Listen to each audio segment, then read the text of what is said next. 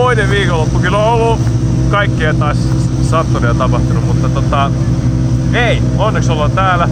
Autos kulaa. Ja ykkösenä. Ei se voi paljon siitä oikein paremmaksi muuttua. Tunturilla on tunturilla, kaikki tietää sen. Sun faijas on voittanut täällä aikaisemmin. Tuliko missään kohtaa viimeistä pätkää ja tunne kuohuu, että nyt se on lähellä? No ei oikeastaan ehtinyt tulla. Mä aika pitkälti psyykkäsin itteni ennen pätkää alkuun. Nyt ajetaan tää pätkä loppuun ja mietitään sitten tulevaa. Ja se onnistui itse asiassa aika hyvin. Siinä mielessä ihan rauhassa kurvaili vikat mutkat. Ja oikeesti vaatii aika paljon keskittymistä. Se oli haastavaa toiseen kertaan mitä ajettiin sporit. Ja pito heikempi, se heitteli auto aika paljon. Niin hyvä, että pysyi se fokus. Mutta nyt voi sit juhlia. Kyllä, juuri näin. Ja kun tuli faija puheeksi, eli Sebastian Lindholm tosiaan legendaarinen Suomenmestari, moninkertainen Suomenmestari rallissa, joka tosiaan voitti täällä vain kerran. Oli paljon huonoa tuuria, niin mikä oli faijan ensimmäinen viesti maalitulon jälkeen? Niin. No hän oli itse asiassa maalissa. Siellä serkkupoikansa kanssa. Ei mitään, oli todella kyllä onnellinen. Ja uskon jopa, että ylpeä omalla tavallaan. Hän tietää tosiaan kyllä mitä tää kisa, mitä se on. Ja tietää, että ei ole helppo.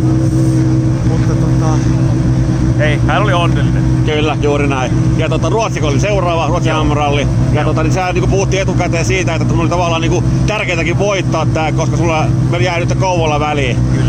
Kyllä.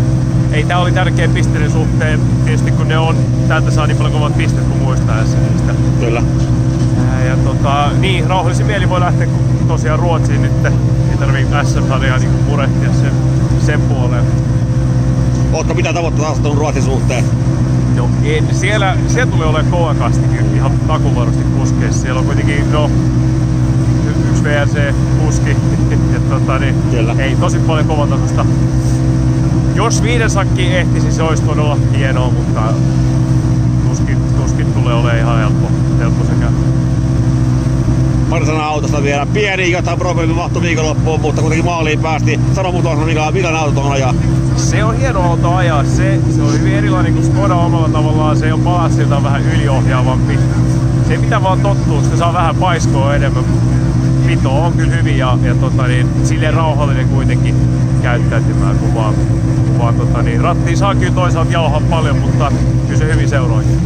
Rankkaatko tähän mennessä sun uran saavutuksesta tämän korkeammalla? Kyllä, ehdottomasti. Loistavaa. Kiitos tosi paljon, Jani Sulko. Kiitos. Kiitoksia. Kiitos.